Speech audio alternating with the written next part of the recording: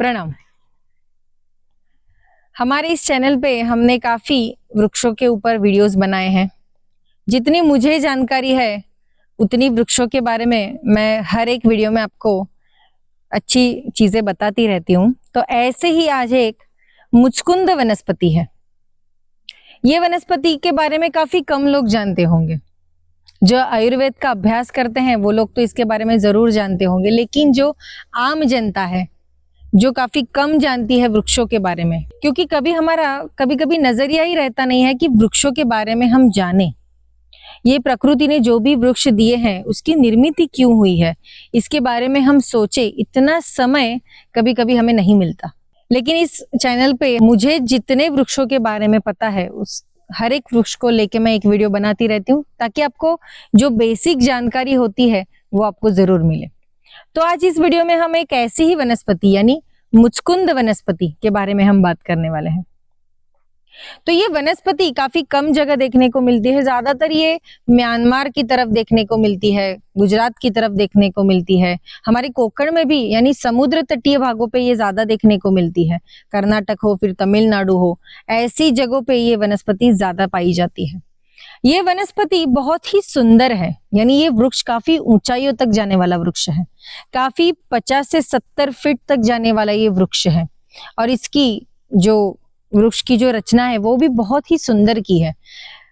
कभी कभी प्रकृति हमें इतने सुंदर से वृक्ष देती है, इसकी पत्तियां अगर आप देखेंगे तो आपको पता चलेगा ये पूरे पंखों की तरह इसकी पत्तियां होती हैं। काफी गोलाकार इसकी पत्तियां हैं और काफी बड़ी बड़ी होती है, यानी हमारी जो बाकी के वृक्ष की पत्तियां उससे 2 गुना ज्यादा बड़ी इसकी पत्ती हमें देखने को मिलती है। ये जो वृक्ष है इसकी जो टहनियां है, इसकी जो रचना है वो काफी दरार युक्त होती है। काफी हल्के भूरे रंग की इसकी तने होती है। इसकी जो स्किन होती है वो काफी भूरे रंग की होती है और दरार युक्त होती है। इसको बहुत ही सुंदर से फल लगते हैं, फूल भी लगते हैं। फूल अगर आप देखेंगे तो जैसे 5 उंगलियां हैं ऐसे इसके फूल देखने को मिलते हैं। काफी श्वेत पीतांबर यानी सफेद पीले रंग के कलियों के अंदर ही इसके फूल होते हैं। और फूल अगर आप देखेंगे तो एकांगी होते हैं, अकेले अकेले एक एक ही फूल आता है इसको। और ये फूल जैसे हम केला छिलने के बाद कैसा दिखता है वैसे इसके फूल दिखते हैं। ऐसे काफी सुंदर सफेद और पीले रंग के इसके फूल होते हैं। इसमें एक विशेष प्रकार का गंध होता है, सुगंध होता है इसमें एक प्रकार का तेल होता है जिसकी सुगंध ही इतनी अच्छी होती है जिससे चमगादड़ भी इससे आकर्षित हो जाते हैं। लेकिन ये फूल काफी औषधि भी है, इसके फल भी उतने ही औषधि है, काफी छोटे छोटे फल लगते हैं इसको।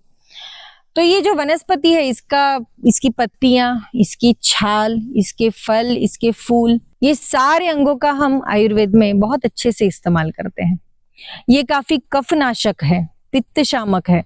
तो इसकी जो पत्तियां हैं इसका हम कौन सी बीमारियों में इस्तेमाल कर सकते हैं?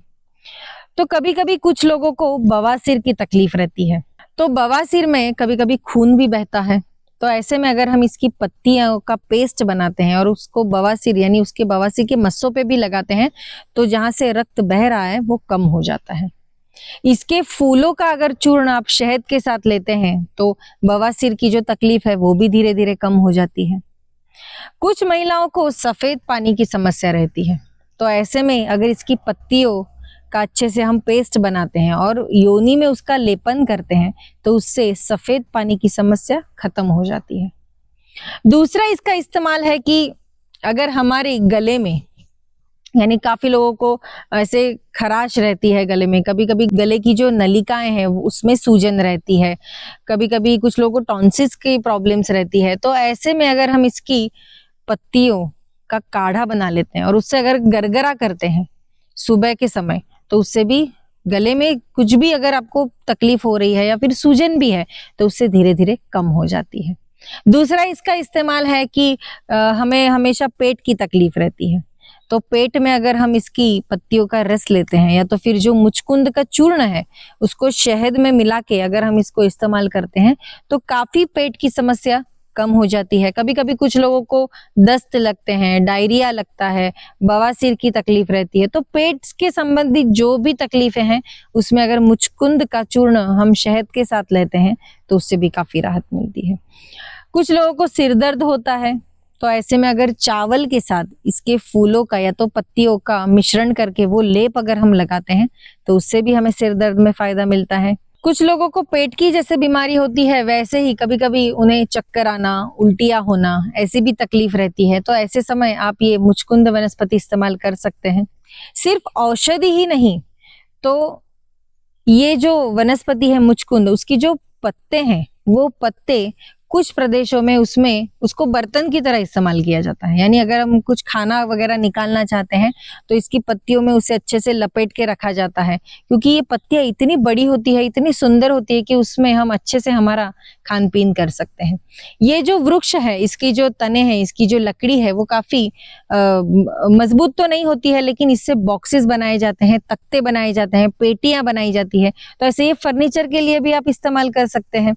कुछ प्रदेशों में अगर आप देखेंगे तो जो प्राणी होते हैं, यानी सिर्फ मनुष्य के लिए नहीं, तो जो भी जानवर है या तो फिर प्राणी है, उसको कभी कभी कुछ रोग हो जाते हैं, जैसे कंद रोग है। कभी कभी हम देखते हैं कि पशुओं को काफी अशक्त हो गए, यानी उनमें ताकत नहीं है, वो कभी कभी बैठ जाते हैं नीचे या फिर वो चल नहीं पाते हैं। तो ऐसे समय में इसकी पत्तियों को उसका काढ़ा बना के या तो फिर पत्तियों का ऐसी जगह लेपन किया जाता है जिससे उन्हें भी मजबूती मिलती है, और अगर उसको पेट में दिया जाता है उसका पानी पशुओं को, तो उससे भी उन्हें ताकत मिलती है। तो ऐसा ये मुचकुंद वनस्पति सिर्फ मनुष्य के लिए नहीं, तो प्राणी जाति के लिए भी काफी उपयुक्त मानी गई है। ये वनस्पति दिखने में बहुत ही सुंदर है, इसे कर्णकारी वनस्पति भी कहते हैं, जिससे ये हमारे वनश्री यानी हमारे जंगलों को भी सुशोभित करती है। इसके जो फूल है वो इतने सुंदर होते हैं जो हमारी प्रकृति में चार चांद लगा देते हैं। तो ये वनस्पति अगर आपने कहीं देखी नहीं है या आप इसके बारे में जानते नहीं है और देखना चाहते हैं, तो हमने हमारे आश्रम में काफी मुचकुंद वनस्पति लगाई हुई है। अलग अलग भाषा में इसे अलग अलग नाम दिए गए हैं। जैसे हम हिंदी में तो इसे मुचकुंद कहते हैं, मराठी में इसे मुचकुंदू कहते हैं, इसे कनक चंपा कहते हैं। कुछ लोग तो इसे पद्म पुष्प के नाम से भी जानते हैं, यानी बंगाल की तरफ इसे पद्म पुष्प के नाम से जाने जाने वाली ये वनस्पति है। तो ये वनस्पति हर चीज के लिए, यानी अगर कोई भी बीमारी आपको होती है तो उसके लिए आप इसको इस्तेमाल कर सकते हैं, ऐसी ये वनस्पति है।